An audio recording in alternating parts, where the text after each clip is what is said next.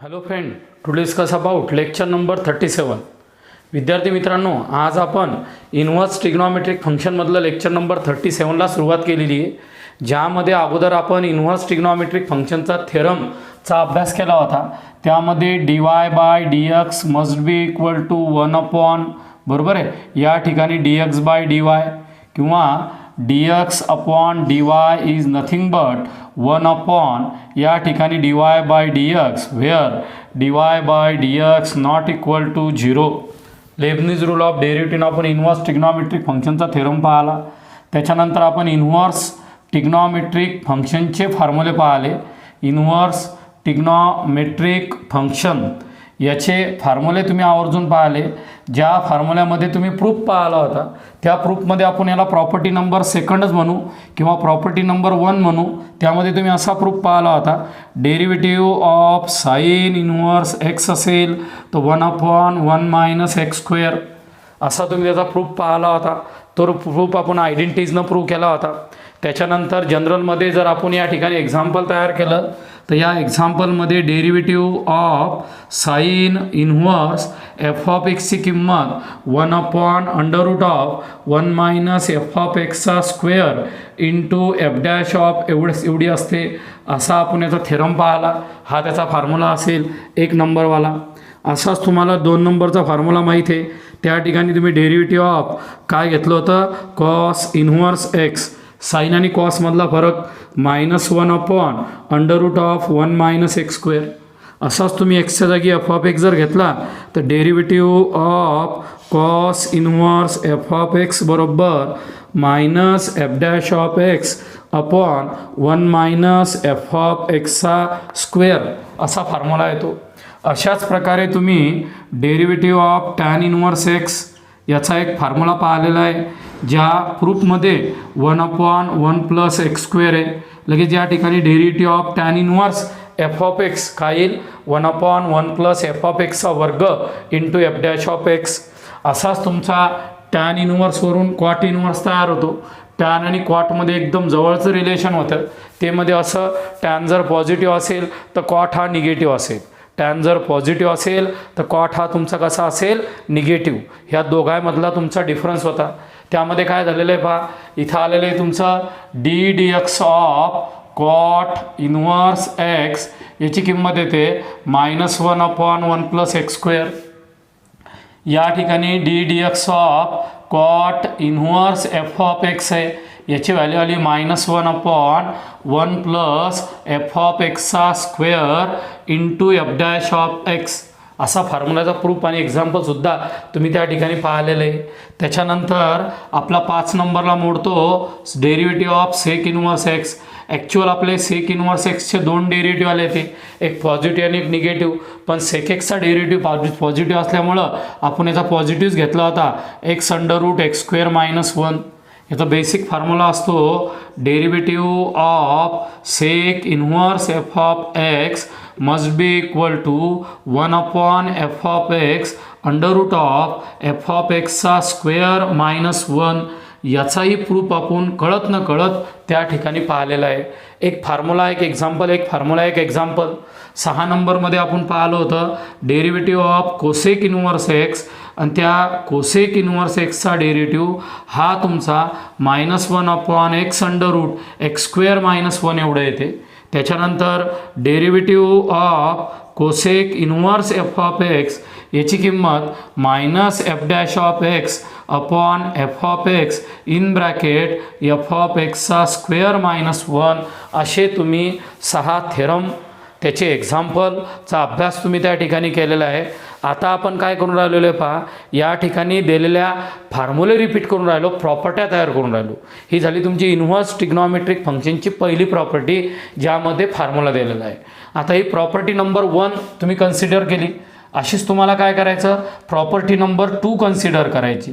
एक लक्षात ठेवायचं, आपल्याला इन्व्हर्स ट्रिग्नॉमेट्रिक फंक्शनमध्ये जर प्रॉब्लेम सॉल्व करायचे असतील आणि दिलेलं गणित जर कॉम्प्लिकेटेड फॉर्ममध्ये असेल तर दिलेला प्रॉब्लेम हा साइन कॉसमध्ये टॅनमध्ये घ्यायचा, साइन कॉस टॅनमध्ये. तो कसा घ्यायचा त्याची रिव्हिजन आता आपण करू.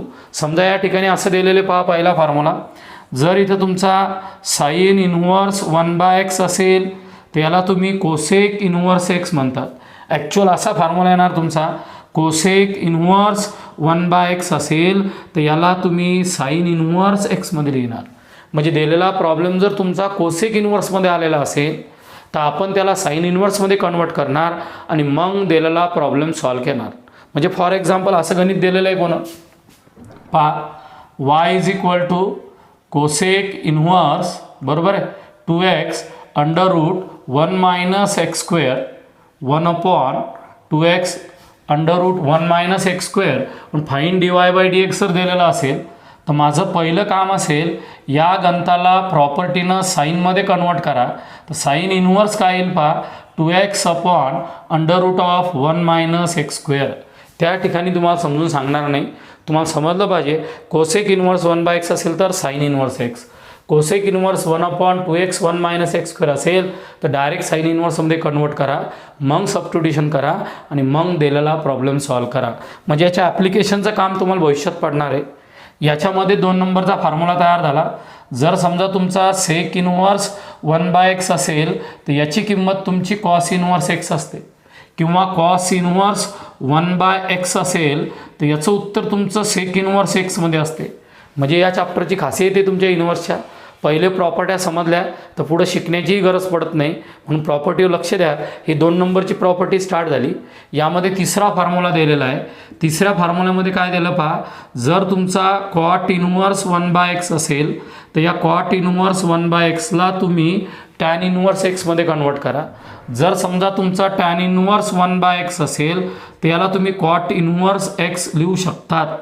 पण जनरली आपण गणित हे साईन कॉस आणि टॅनमध्ये सॉल्व करतो. कॉम्प्लिकेटेड अँगल जर तुमचा कोसिकमध्ये आला तर साईनमध्ये कन्वर्ट करतो. कॉम्प्लिकेटेड अँगल जर सेकमध्ये आला तर तुम्ही कॉसमध्ये कन्वर्ट करतात. कॉम्प्लिकेटेड अँगल जर तुमचा क्वाटमध्ये आला तुम्ही टॅनमध्ये कन्वर्ट करतात. अशा प्रकारची प्रॉपर्टी नंबर 2 आहे. त्या प्रॉपर्टीचा प्रूफ आपल्याला सांगायची गरज पडणार नाही. आता आपल्याला शिकायचं आहे प्रॉपर्टी नंबर 3. प्रॉपर्टी नंबर 3मध्ये काय आहे पहा, तिसरी प्रॉपर्टी तुम्हाला काय सांगते जी तुम्हाला माहीतच आहे पण डबल एकदा पाहायची. 6 फॉर्म्युले याच्यात 6. पहिल्या प्रॉपर्टीमध्ये काय दिलेलं पाहा Rambhau, sine inverse of sine x. जर समजा इनव्हर्स ट्रिग्नॉमेट्रिक फंक्शन आहे आणि दिलेलं जर फंक्शन असेल त्याचं उत्तर एक्स येते. आता ही प्रॉपर्टी तुम्हाला समजते पण नेमकं याचं ॲप्लिकेशन येते त्यावेळेस तुम्ही मार खाता. ॲप्लिकेशन कसं येते ते मी तुम्हाला सांगतो पहा. एखाद्या गणितामध्ये तुमचा साईन इनव्हर्स बरोबर आहे, इथं साईन 3x³ मायनस 3x असं येते. मग त्यावेळेस तुम्हाला पटकन आठवलं पाहिजे हा साईन इनव्हर्स साईन कॅन्सल होतो, याचं उत्तर येते तुमचं 3x³ मायनस 3x. हे ॲप्लिकेशन आपल्याला अप्लाय करता आलं पाहिजे. फॉर्म्युले तर कोणालाही समजतात की याच्यापासून हा फॉर्म्युला तयार होतो, पण एक्झाममध्ये जेव्हा एखादं गणित तयार होते त्यावेळेस तुम्हाला ते ॲप्लिकेशन अप्लाय करता आलं पाहिजे. आता समजा दुसरा फॉर्म्युला आला. दुसऱ्या फॉर्म्युलामध्ये काय आलं पहा बरं, कॉस इनव्हर्स कॉस एक्स आलेला असेल तर याचं उत्तर बी डायरेक्ट एक्स लिहायचं डायरेक्ट.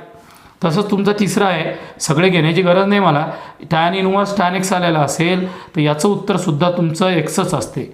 अशा प्रकारे तुमचा सेक इनव्हर्स असतो, अशा प्रकारे तुमचा कोसेक इनव्हर्स असतो, अशा प्रकारे तुमचा कॉट इनव्हर्स असतो. बरोबर आहे की नाही. म्हणजे तुम्ही जवळपास 6 फॉर्म्युले डेव्हलप करू शकता. फक्त तुम्ही एक लक्षात ठेवायचं, इनव्हर्स ट्रिग्नॉमेट्रिक फंक्शन आणि तेच फंक्शन जर समोर आलं त्याचं उत्तर तुम्हाला डायरेक्ट एक्स लिहायचं आहे. डायरेक्ट काय लिहायचं आहे, एक्स. जराही टेन्शन घ्यायचं नाही, त्याचं उत्तर तुम्हाला डायरेक्ट एक्स लिहायचं असते. तर प्रॉपर्टी नंबर 3मध्ये असे 6 फॉर्म्युले तुम्हाला तयार करायचे. सरांनी एक ॲप्लिकेशनही सांगण्याचा प्रयत्न केलेला आहे. तुम्हाला हे फॉर्म्युले नाही विचारणार पण या फॉर्म्युल्याचं ॲप्लिकेशन असते, त्याची आपल्याला नितांत गरज पडते. तुम्हाला ॲप्लिकेशन अप्लाय करता आलं पाहिजे. रेड कलरनं मी तुम्हाला कळत न कळत ॲप्लिकेशन सांगितलं होतं. आता प्रॉपर्टी नंबर 4 पहा. प्रॉपर्टी नंबर 3 आणि 4 ही 100% सारखी आहे. फक्त या प्रॉपर्टीमध्ये काय होते पहा, पहिले ट्रिग्नॉमेट्रिक फंक्शन नंतर त्याचा इनव्हर्स येतो, त्याची व्हॅल्यू एक्सच येणार. पहा बरं, sine of sine inverse x x, असाच तुमचा कॉस असेल, असाच तुमचा कॉट असेल, टॅन असेल, शेवटी तुमचा असा येईल cosec of cosec inverse x must be equal to x. तर तर प्रॉपर्टी नंबर 4 तुमची क्लिअर झाली. वाटलेस तर तुम्ही साईच्या साई एक्झाम्पल लिहायचे. तुमची इच्छा असेल तर तुम्ही असं करायचं या ठिकाणी काय cos into cos inverse x बरोबर एक्स. तोंडीमध्ये सर सांगतात tan into tan inverse x बरोबर एक्स. तोंडी सांगू राहिले sir cot into cot inverse x बरोबर x. Sec into sec inverse x बरोबर x. Cosec into cosec inverse बरोबर एक्स. म्हणजे प्रॉपर्टी नंबर 4 सुद्धा तुमची डेव्हलप झाली. Property number 1, property number 2, property number 3 आणि प्रॉपर्टी नंबर 4 हे एक्झॅक्ट मिळती जुळती. आता थोडी प्रॉपर्टी नंबर 5 तुम्हाला कठीण जाऊ शकते, कारण की प्रॉपर्टी नंबर 5 ही अलाइड अँगलवर डिपेंड आहे. कोणचा अलाइड अँगल, कोणची प्रॉपर्टी ती तुम्हाला पाहायची. समजा सगळ्यात महत्त्वाची आहे प्रॉपर्टी नंबर 5. याचं ॲप्लिकेशन तुम्हाला आलं पाहिजे. समजा इथं तुमचा sine inverse into cos theta असेल आणि ही किंमत तुम्हाला काढायची असेल. आत्ताच थरांनी शिकवलं तुम्हाला साईन इनवर्स साईन थिटा हा 1 असतो. मग आता काय झालं माहिती आहे का, प्रॉपर्टीमध्ये साईन इनवर्सच्या समोर कॉस आलं, टेन्शन घेऊ नका, अलाइड अँगलची मदत घ्या. काय शिकवलेलं आहे तुम्हाला अलाइड अँगलनं, साईन समोर साईन आणायचा असेल तर साईन π/2 मायनस थिटा बरोबर कॉस थिटा. आता साईन 90 प्लस थिटा बी कॉस थिटा येतो, पण त्यावेळेस आपल्याला निगेटिव्ह टर्म किंवा पहिला क्वाड्रंटच घ्यायचा. इथं आपण प्लस घेणार नाही, ऑलवेज साईन 90 मायनस थिटा घेणार. साईन 90 प्लस थिटा याची किंमत कॉस असते, हा आपण या ठिकाणी यूज करणार नाही. पहिल्या आपल्या मनाला प्रामाणिक समजून सांगा. इथं यूज करणार साईन π/2 मायनस थिटा. म्हणजे काय आलं पहा, sine inverse cos theta is equal to sine inverse, सांगा पटकन, साईन इनवर्स काय आलं, sine π/2 minus theta must be equal to π/2 minus theta. ही किंमत अलाइड अँगलनं आलेली आहे. म्हणजे परीक्षेमध्ये एखादा प्रॉब्लेम मी सॉल्व करतो आणि परीक्षेमध्ये एखादा प्रॉब्लेम सॉल्व करण्यात जर माझा साईन इनवर्स समोर कॉस आला तर डायरेक्ट मी कॉसच्या जागी काय लिहिणार, sine π/2 minus theta. Property clear झाली. दुसरी प्रॉपर्टी आली, समजा इथं कॉस इनवर्स आलेला आहे, इथं तुमचा साईन थिटा आलेला आहे. लगेच तुमची प्रॉपर्टी पाठ आहे.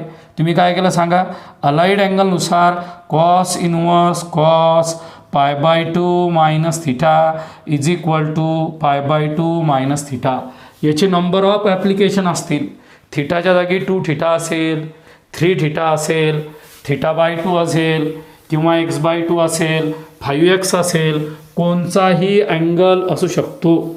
या प्रॉब्लेमचा नियम आहे, जोपर्यंत प्रॉपर्टी क्लिअर होणार नाही तोपर्यंत एकही एक्झाम्पल सॉल्व करता येणार नाही. असंच तिसरं घेतो मी. असे 6 असतात, मग 6पैकी 3 मी तुम्हाला शिकवतो. तिसरं आलं तुमचं टॅन इनवर्स, इथं आलं कॉट थिटा आणि हा तुम्हाला डिटरमाइन करायचा. लगेच तुम्ही काय केलं पहा, बाय अलाइड अँगल.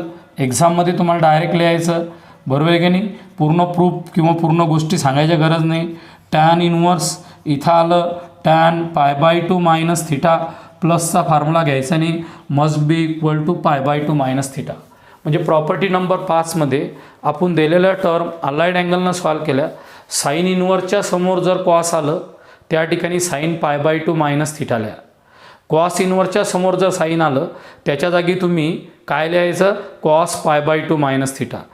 टॅन इनवर्सच्या समोर जर कॉट आलेला असेल तर त्या कॉटच्या जागी टॅन π/2 मायनस थिटा असं आपल्याला लिहायचं. अशीच आपण चौथी प्रॉपर्टी बरोबर, चौथं एक्झाम्पल, 5वं एक्झाम्पल आणि 6वं एक्झाम्पल मनान तयार करायचं.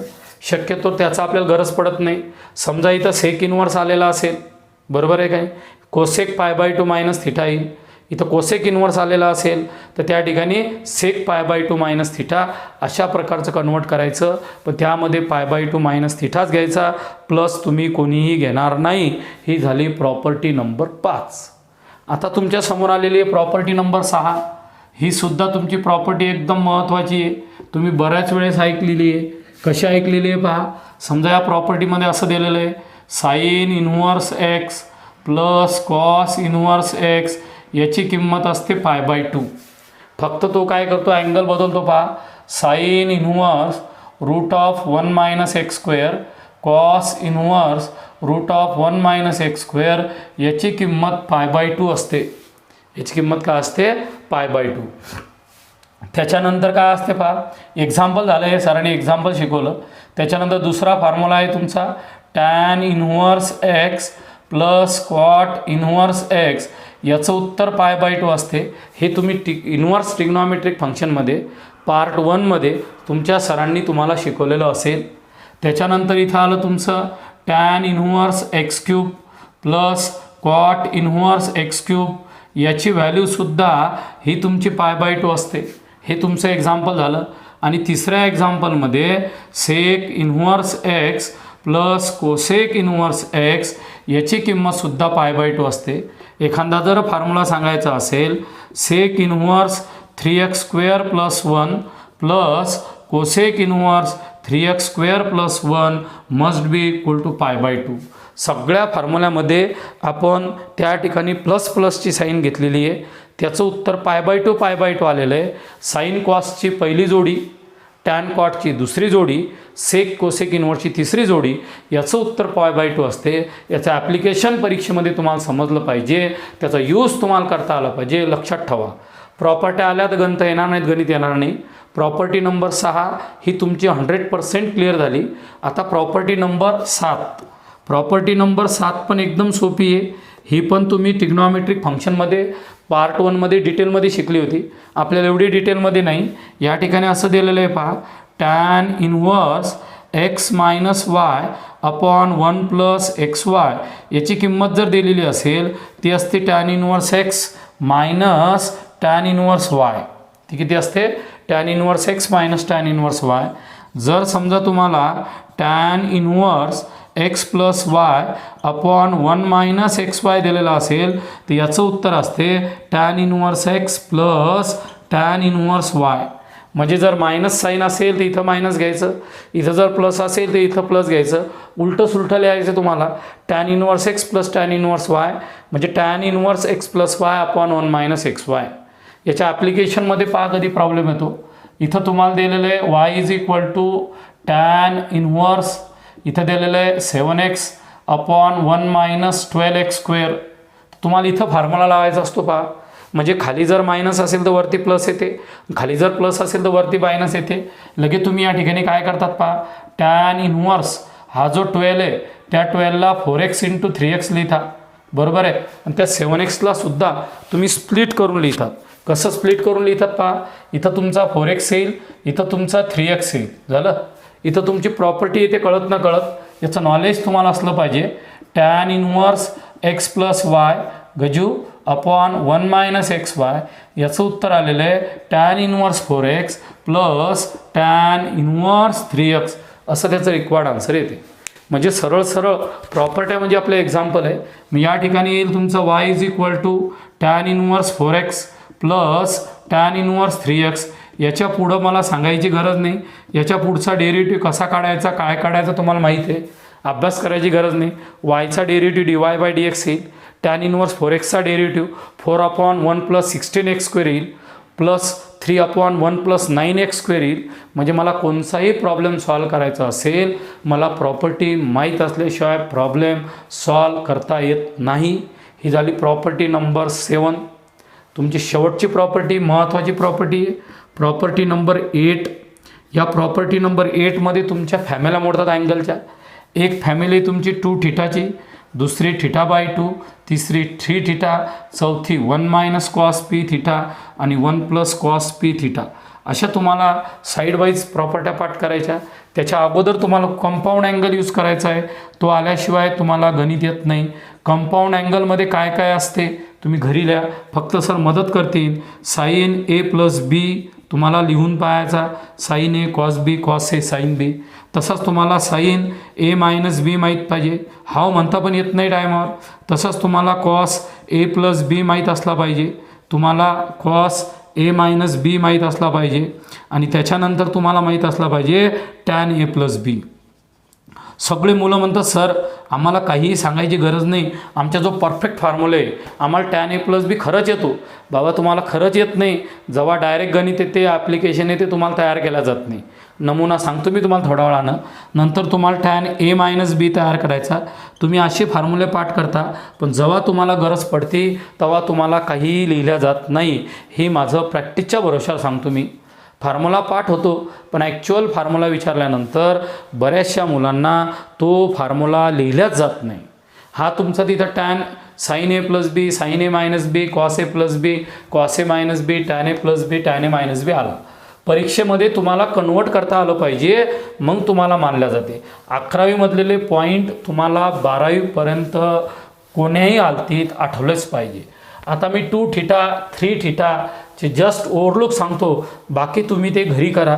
इथं जसे फॉर्म्युले केले तसेच तुम्हाला घरी करायचे.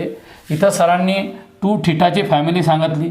2θ म्हणजे तुमचा sin 2θ आला, तो आला 2 sin θ × cos θ.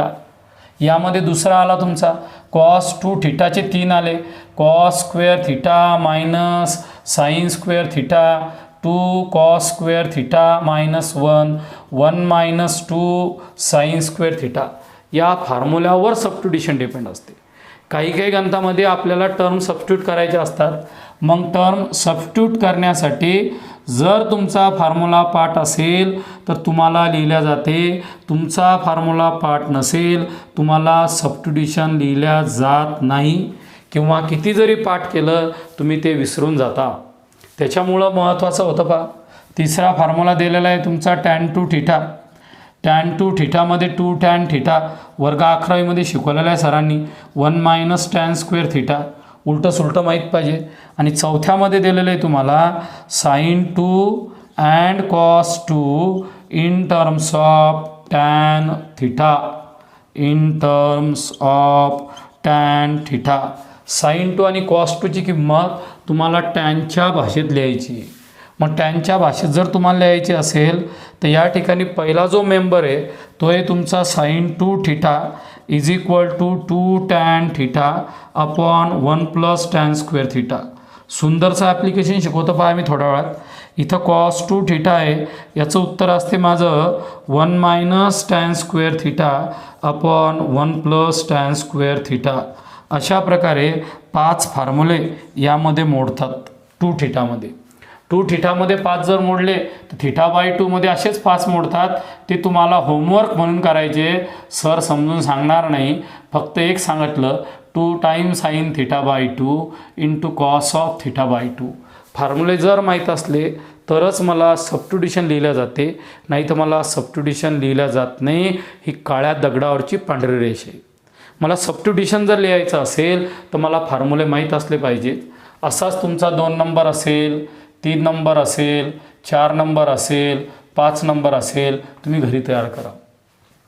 त्याच्यानंतर तुमचा जो अँगल असतो तो अँगल फॉर 3θ. बरं मी एकदा नमुना दाखवतो गणित कसं तयार होते पहा. तुम्हाला प्रॉब्लेम दिलेला असते y is equal to sine inverse, बरोबर आहे, 2x upon 1 plus x square. आणि हा प्रॉब्लेम सोडवायचा, याचा तुम्हाला डेरिव्हेटिव्ह काढायचा असते.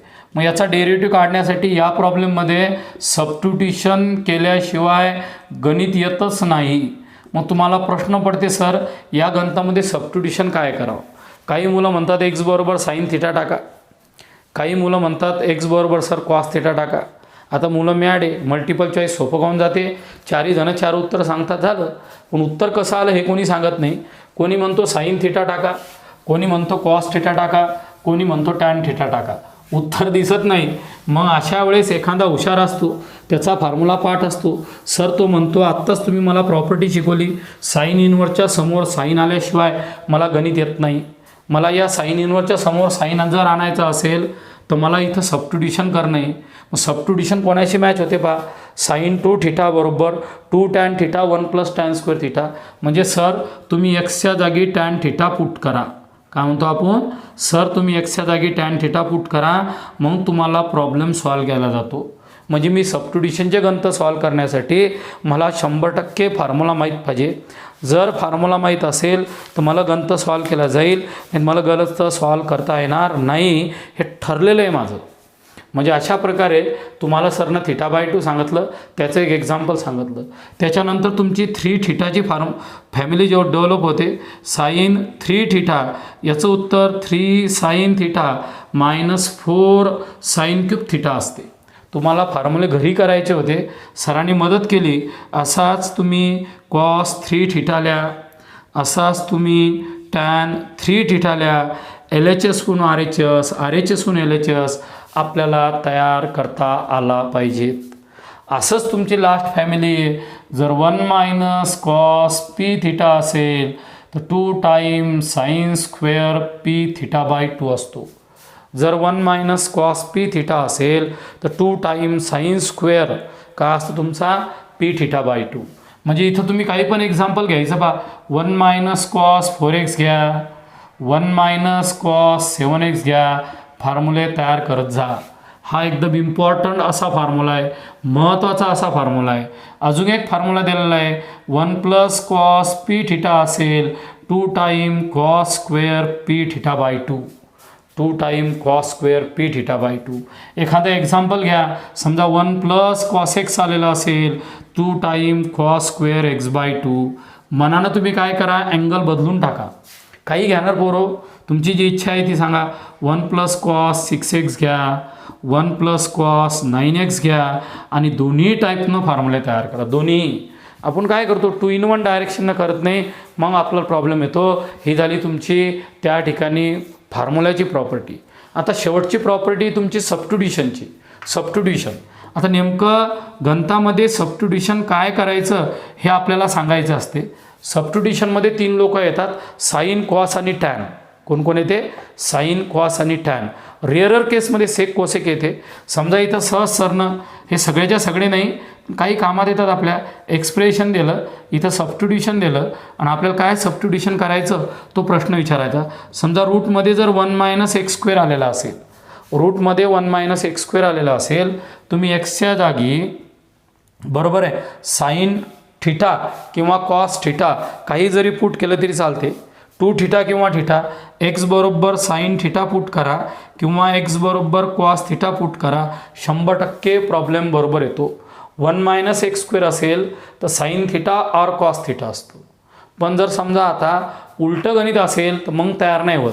समजा या ठिकाणी असं असलं, x² मायनस 1 जर आलेलं असतं, मग या गणितात 100% एक्स बरोबर सेक थिटा और एक्स बरोबर कोसेक थिटा आला असता.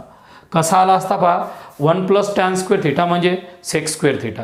मग sec² थिटा मायनस 1 म्हणजे काय, tan² थिटा. म्हणजे x² मायनस 1 असेल तर सेक किंवा कोसेक राहील आणि 1 मायनस x² असेल तर साईन किंवा कॉस असेल. काही पुस्तकात असते, काही पुस्तकात नसते. जर समजा इथं 1 प्लस x² असेल, पहा या ठिकाणी 1 प्लस x² आलेला असेल तर 100% इथं एक्स बरोबर टॅन थिटा घ्यायचा किंवा एक्स बरोबर कॉट थिटा घ्यायचा. जर प्लस साईन असेल तर शक्यतोवर टॅन किंवा कॉट येते. आपण कॉट घेत नाही, ऑलवेज टॅन घेतो, ऑलवेज. कारण टॅन ए प्लस बी आहे, कॉट ए प्लस बी नाही. कॉट ए प्लस बी आलेला असेल तर आपण त्याला टॅनमध्ये कन्वर्ट करतो. बरोबर आहे. आता 1 प्लस x² आला, 1 मायनस x² आला, x² मायनस 1 आला, 100% तुम्हाला समजलेलं आहे. त्याच्यानंतर असं आलेलं आहे पहा, ए प्लस एक्स आलेला असेल, ए प्लस एक्स रूटमध्ये आणि ए मायनस एक्स आलेला असेल. म्हणजे आता काय झालं पहा बरं, इथं आपण असं ठरवलं, मायनस असेल तर साईन कॉस घ्या आणि प्लस असेल तर टॅन घ्या. ही रेअरर केस आहे, रेअरर केसमध्ये यूज करतात. मग इथं प्लस बी आहे, मायनस बी आहे. ज्या ठिकाणी प्लस आणि मायनस दोन्ही साईन असतात त्या ठिकाणी काय पुट करायचं पहा, पुट एक्स बरोबर ए कॉस 2θ और एक्स बरोबर ए कॉस थिटा. तुम्ही ए कॉस 2θ किंवा ए कॉस थिटा यापैकी कोणी जरी घेतलं तर आम्हाला काहीही प्रॉब्लेम येणार नाही. इवन दो असं जर सबस्टिट्यूशन असेल, हे बा 1 प्लस एक्स आणि 1 मायनस एक्स असेल, 100% एक्स बरोबर कॉस 2 और एक्स बरोबर कॉस थिटा तुम्ही घेऊ शकतात. बरोबर आहे. अजून तुमचे काही सबस्टिट्यूशन असतात पहा. समजा इथं 2x/1 प्लस x² आलेला असेल तर हा कोणाशी मॅच करतो पहा, 2x/1 प्लस x² हा याच्याशी मॅच करतो. म्हणजे 100% इथं एक्स बरोबर टॅनच येते. एक्स बरोबर कोण येते, टॅन थिटा. समजा 1 मायनस x² 1 प्लस x² असेल तर इथं 2 चान्सेस आहे. इथं तुमचा साईन कॉस येतो आणि इथं अजून बी येऊ शकतो. म्हणजे तुमच्या या गणितात कॉस पुट करू शकता किंवा तुम्ही या गणितात पुट एक्स बरोबर टॅन थिटा टाकू शकतात. ते गणिताच्या रिक्वायरवर डिपेंड असते. जर समजा तुमचं असं आलेलं असेल गणित काय 2x upon 1 minus x square आलेला असेल, त्या गणितात तुम्ही एक्स बरोबर टॅन थिटाच पुट करा. अशा पद्धतीनं तुम्हाला सरांनी इन्व्हर्स ट्रिग्नॉमेट्रिक फंक्शन काय आहेत, त्या इन्व्हर्स ट्रिग्नॉमेट्रिक फंक्शनच्या प्रॉपर्ट्या काय आहेत हे एकदम डिटेलमध्ये सांगितलेलं आहे. जोपर्यंत तुम्ही इन्व्हर्स ट्रिग्नॉमेट्रिक फंक्शनचा थेरम, त्याचे सुरुवातीचे प्रूफ आणि नंतर त्याच्या जवळपास सरांनी 10 प्रॉपर्ट्या तयार केल्या, हे चांगल्या प्रकारे शिकत नाही तोपर्यंत तुम्हाला इन्व्हर्स ट्रिग्नॉमेट्रिक फंक्शन समजणार नाही. शेवटच्या पार्टमध्ये सुद्धा सबस्टिट्यूशन काय करायचं ते लक्षात ठेवा. प्लस साईन असेल तर टॅन, मायनस साईन असेल तर साईन कॉस, दोन्ही साईन असेल एक तर तुम्ही कॉस करसान किंवा टॅन करसान. अशा प्रकारे पूर्ण प्रॉपर्ट्या डिटेलमध्ये तुम्ही वाचून पहा.